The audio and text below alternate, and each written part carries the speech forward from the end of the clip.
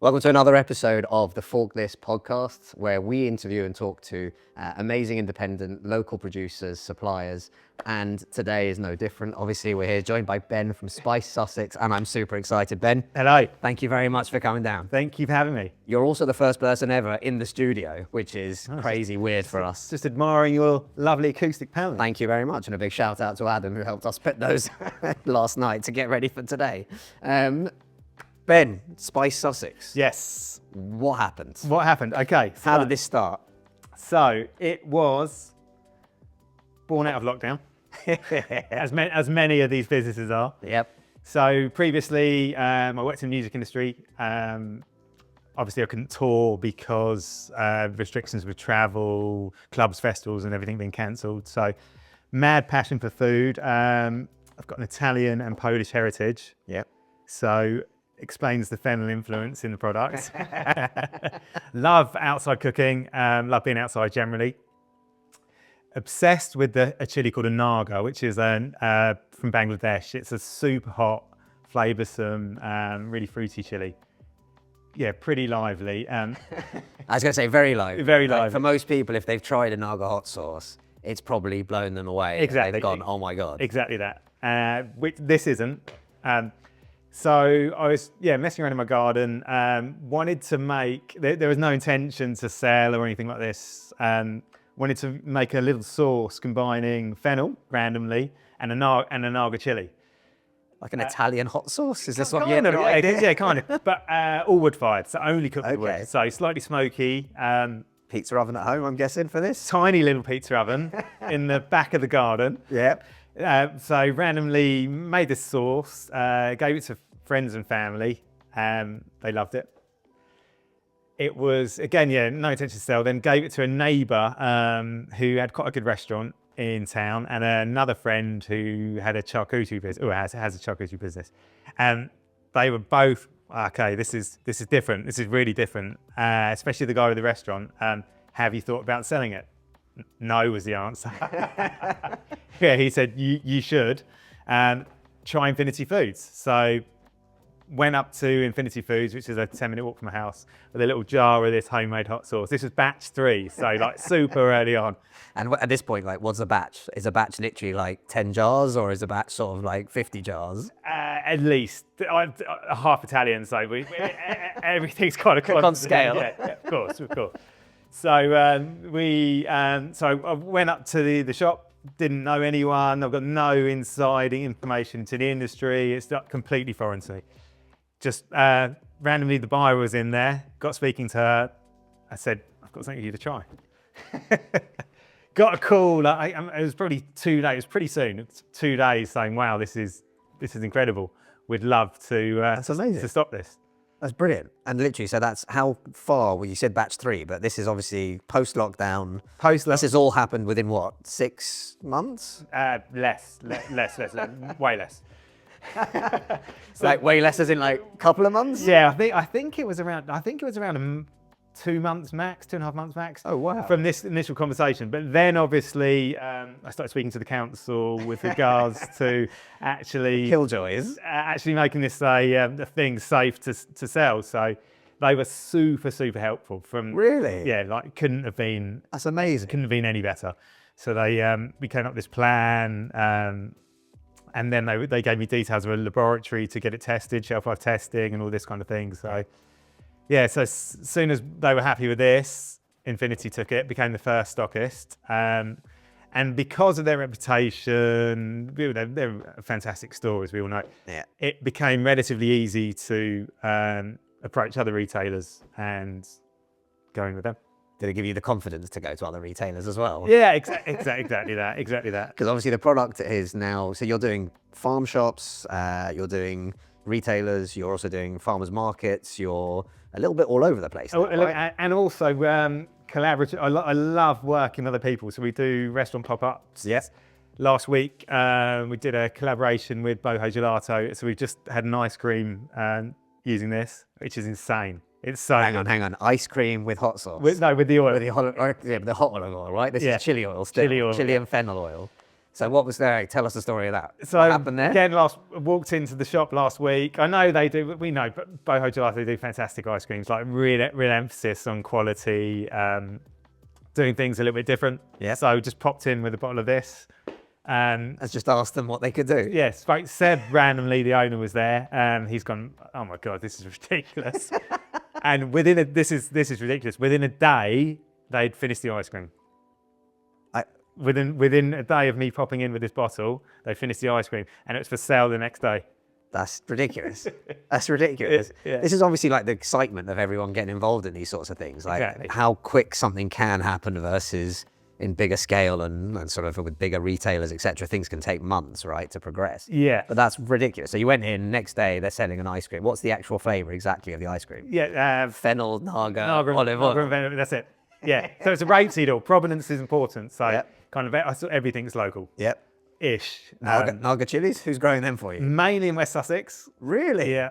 That's amazing. Obviously, there aren't too many lemon trees, so I struggle with lemon. But Actually, there is a citrus farm. I'll give you the details afterwards. I can't remember the name of it, but in West Sussex, yeah. Good friends of mine talk about it, and they've also started making a gin, but that's a whole other thing. But I'll mention that to you afterwards. But yeah, so locally sourced. Your rapeseed oil, I'm guessing, is local as well. Unfortunately, the rapeseed oil is Suffolk. Oh, okay. We've tried many oils, and by a mile, this was the tastiest one we tried. Oh, okay. So the Sussex farmers need to up their game, making rapeseed oil. I probably haven't tried that one yet. I love that.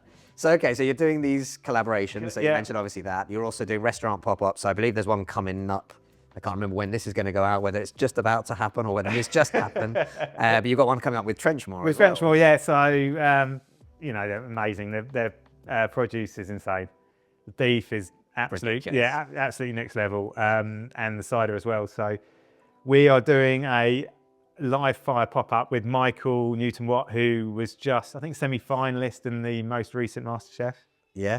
Fantastic Finalist. Fantastic chef. So he's cooking 5 courses. He's got an incredible menu, and they're going to be using one of, if not 2 or 3 of these in each course.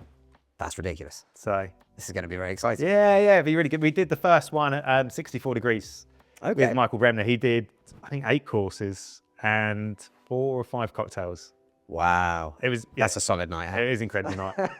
And they're all one-offs. The menu's not going to be done again. It's just completely super relaxed, nice crowd of people. I'm finding this is more and more attractive, not just to myself, but I find other people as well, friends of mine, when I say to them, I don't want to go to a chain restaurant for a random night out on a Tuesday, but actually when I see Trenchmore doing a pop-up or Darcy's, for example, in Horsham have brought in some guest chefs to do like a gourmet club 5-course meal and things like that.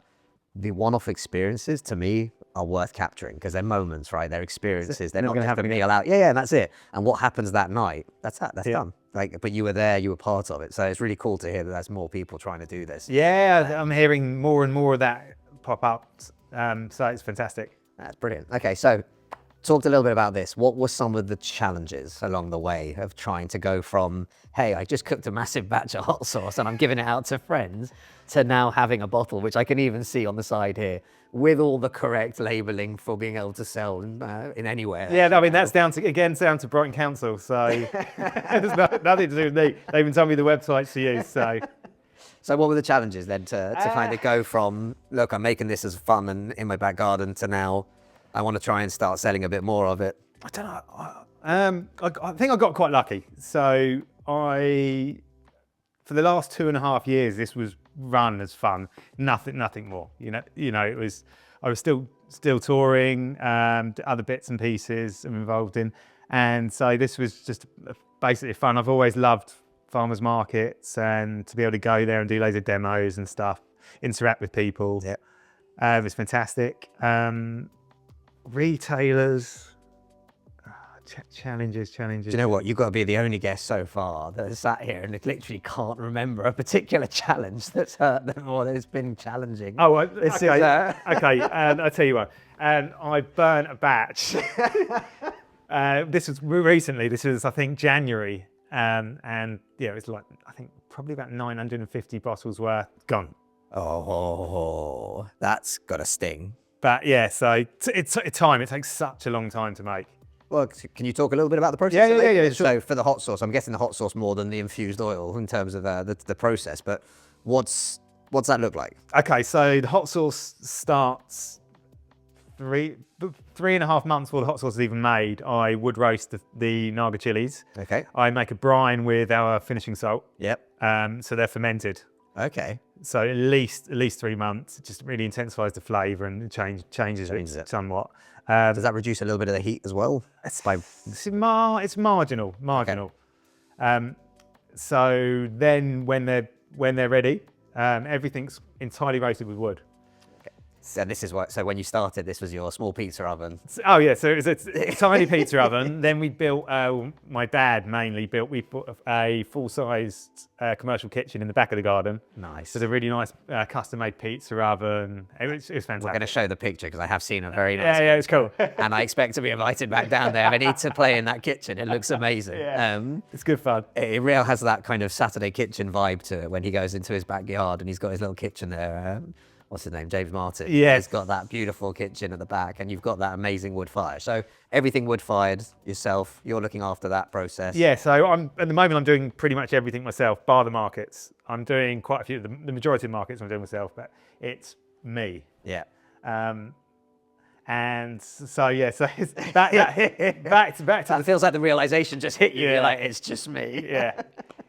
So back to the hot sauce. So you've roasted them, you've then brined them for 3 months. Yeah, 3 months. And then what happens? And then so we use the brine to make Bloody Marys, which are over there. Fantastic. So we can try try that in a second. And then so everything's roasted in wood oven. It's then smoked as well. Then I add the liquid, which is tomatoes. I can't give away all your secrets. It's super simple, and it's just a long process. Long process, and then obviously you then burnt a batch by just leaving it on the stove for too long. Yeah, leave it. Yeah, exactly that. So you went through all the hard work in 3 months. Yeah. Gone. And it's only happened. It's the first time it happened. Well, that's not bad going considering it's been nearly 5 years. No, it's been 5 years, right, for you now? Pretty much, 2001. So yeah, not far up. That's crazy. It's how fast that's gone. Yeah, but now I'm treating it as a business. So dealing with retailers, wholesalers, distributors, that's when the challenging side comes up. Because the creative stuff I love, meeting people absolutely love. It's the other bits which isn't a passion. Yeah, that's going to be challenging, right? That's going from just being able to enjoy it and do it and control the whole process. And at some point, I'm guessing you'll have to get other people involved to help you with certain parts of the process. Which is hopefully not too far off. Fantastic. As much as I love doing it, it's tiring. Yeah, it's quite full on. So I guess back to your challenges. I'm guessing now that the biggest challenge is people answering emails. No emails, it's completely gone. So I'm just it's that's a hard one, especially if you're just sort of reaching out to people and things like that. Exactly. There's a lot to be said for going and meeting people, going and talking to people, and I think I've said this to basically everyone I've ever worked with. I've done more business in a pub than I've ever done in a boardroom. And this idea of so when we send out emails and everything else, meeting someone, whether it be at a trade show or in a market, or the other day on a train, we met the chairman of Whiston Estates by accident. And you end up having a chat and then suddenly you exchange details. And actually that connection is always going to be so much more powerful than sending any email or sending any Couldn't agree more, couldn't agree more. And it definitely, for you now as well, the challenges being, I'm guessing, growth? Growth, exactly that. So distribution and speaking to some larger retailers, which again, they're summer buying in late last year. So it's a different thing to me. I'm used to fly, do this, let's do that. But for those guys, these guys, it's going to become a very different. It is, and it's all a learning curve, which is fantastic. And you've got payment terms to start figuring out afterwards. Yeah. And then there's going to be an accountability and accountant side of things to figure out But, who owes what. Yeah, exactly that. So I'm learning. Well, to be fair, it seems like you're already doing more than well enough to keep going, and I'm sure you'll figure out those last bits for the independents and keep them going. But this is awesome. So what are we going to do then? Are we going to try some of the hot sauce? Let's try. So I'm going to grab. So they're all super simple. The salt, for example, is 3 ingredients. guessing salt was one of them. Yeah. Naga chili and fennel. That's it. That's it. So wood I'm getting a pattern here. There's You definitely are, a pattern. you are. Has anyone tried to approach you with any other kind of herbs or any other kind of chili? I'm working on a different one at the moment. Actually. What? Yeah. What? Yeah. I'm still going to go like it's oregano or something like that. It's got to have a good Italian twist, surely. Maybe. Okay, cool. So how would you recommend trying this? Okay, with here, I'd go cucumber. Okay. So it's a finishing salt. So your final seasoning to steaks, poached eggs. Yeah, you're going to have a piece as well. I don't want to dip it straight into it, so I'm going to pour a little bit out so that we that way the next guests can try some of this as well. And so this has the Naga chilies, I'm guessing, still smoked? Smoked, yeah, wood roasted, and same with the fennel. Really simple, 3 things. 3 ingredients. That's amazing. Where do you source your salt from as well? Malden. Oh, okay. Malden. So I'm trying lots and lots of different ones. Because this sounds silly for people, but if you don't particularly eat a lot of salt, lots of salts don't have the same saltiness to it. Yeah. That's proper salt. That's amazing. Thank you. And I'm also now thinking about that, finishing off a Trenchmore steak. Exactly. We got some plans, boys and girls. This And, is going to be great. Cocktails leans really well to cocktails, spicy margaritas. And around the rim for the spicy Yeah. marg. In the Bloody Marys. Even mentioned the Bloody Mary, so Let's try it. you mentioned it twice. So this isn't actually a product. This is more of a use case, you said, right? Exactly that. So all of the kind of like farmers markets and tasting things I do, I always make simple serving suggestions. Yeah. Just showing people different ways to use the product. And this is one of them. So it's using the salt. Oh, celery's coming out.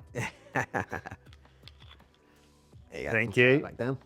So this is using the salt. So using the salt, the And hot the hot sauce, and then I use the brine from the fermented Naga.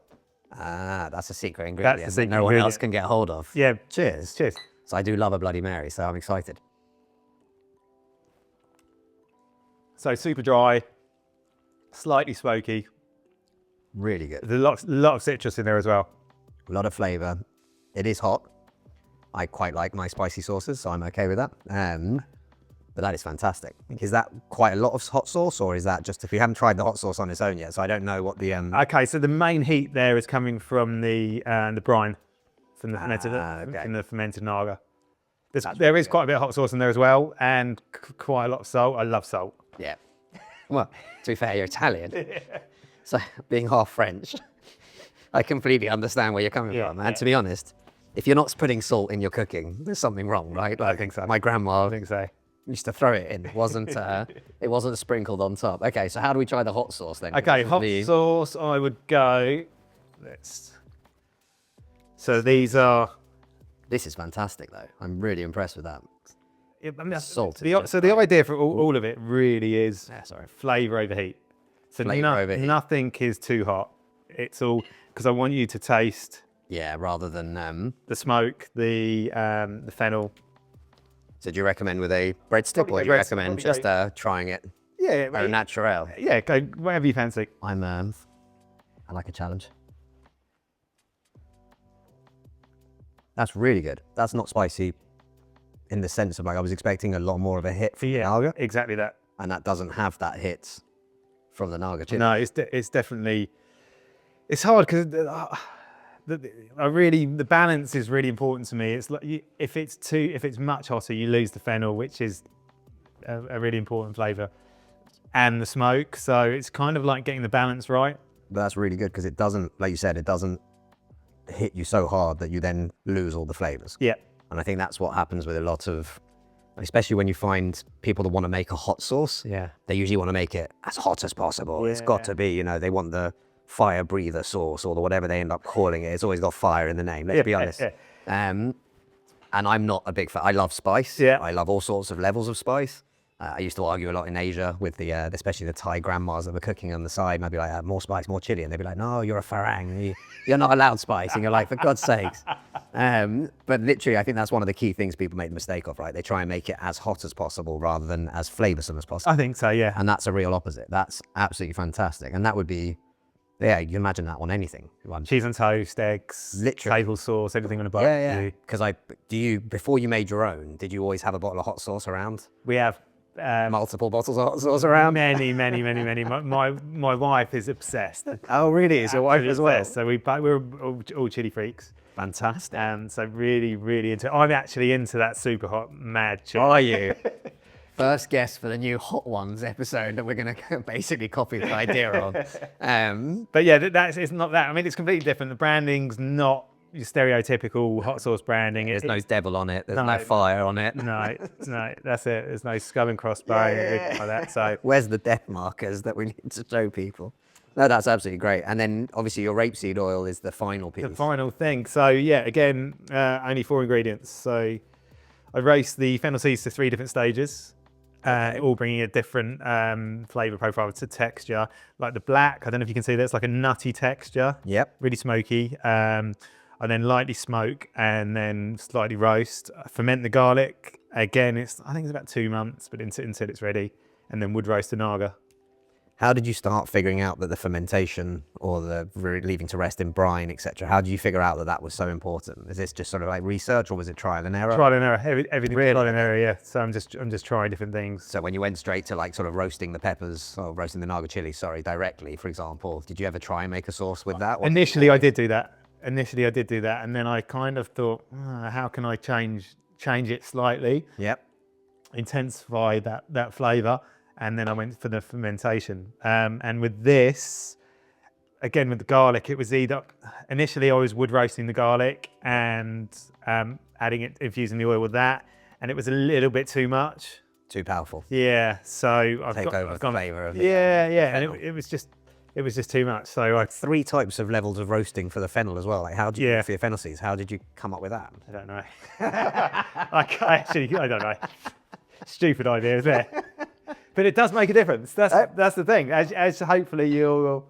I think it's another one of those things where best chefs spend a lot of time putting things together. And a simple meal can be made by frying an egg, but you can also make a much more elaborate meal by slow poaching an egg, or by changing the ingredients, or by whisking them, or changing it into another thing. And I think for a lot of people, the quickest and simplest is the way people end up taking things. Yeah. So obviously, having tried to do 3 different stages of fennel, to try this in your oil, if it feels better, that's brilliant. That's amazing. Like, I just think that's absolutely great. What do you recommend then? I'd probably go red stick. Yeah. And then see if you can get any of those fennel seeds in. You can get what I mean by the texture, the black ones.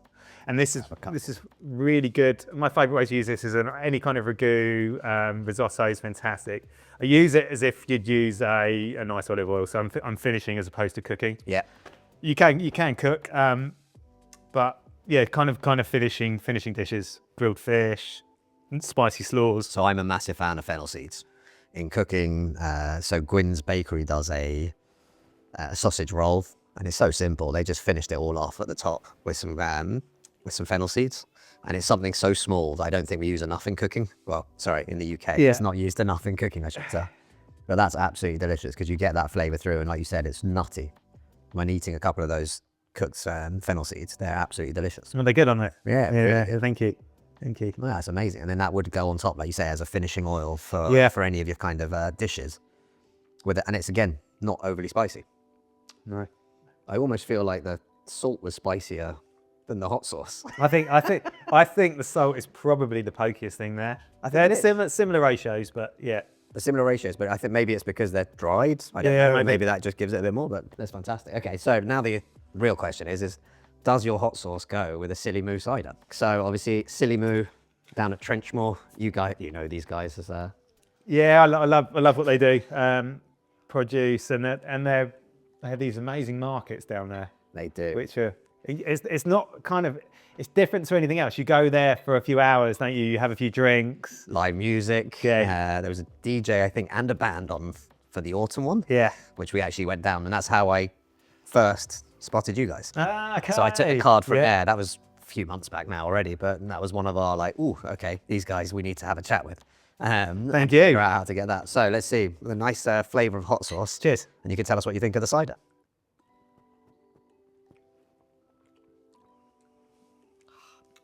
Incredible.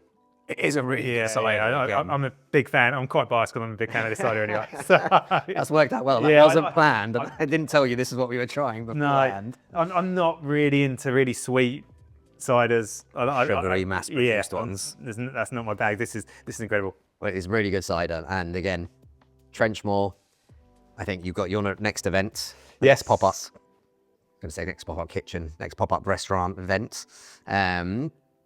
And that's happening at Trenchmore as well in beginning of April. 4th, I think. I want to say April the 4th. So it's either just happened or it's just about to happen. It was incredible. Yeah. It was really good. And I'm really probably good. going to come down and I'll film a bit of that as well. So who knows, that might even come out at the same time.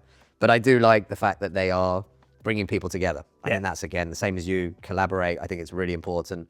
One of the key things that we wanted to always have a secondary product for each guest to try from another guest to make sure that everyone gets a chance to see. Unfortunately, I misplanned it with the fact that you already knew this one really well. I should have brought in a different product for you, but there's worse things to do on a morning or a lunchtime than trying some nice products and having a nice cider with it. Ben, what's the best way for people to find out more, to get involved, to find where you're going to be at next? What's the best thing for them to do? I would say head over to our Insta page. Yep. Yeah, Spiced Sussex. That's definitely the best way. Everything's fairly up to date. We do loads of pop-ups. Come down and try some bits, and yeah. Do you have that Barbecue Mary season. mix on the stand? We do actually at farmers markets. We always have the Bloody Marys. Nice. But they go pretty quickly. So. I can imagine. Well, you could make some more. I'd just say. Or you can make them yourself. We do recipe cards and all these kind of things. So People find out on the website as well. everything's on there. Yeah. Perfect. We'll add links down to below. Before we go, is there anything that you want to tell us about what's coming up? Any future exciting? You've dropped a few little hints, but So we've got stockists. Got some exciting new stockists. Yes. Definitely a notch or two from the normal ones for us. And then product-wise, hot honey, mayo, and then there's a new flavour. Again, it's a collaboration. Yeah.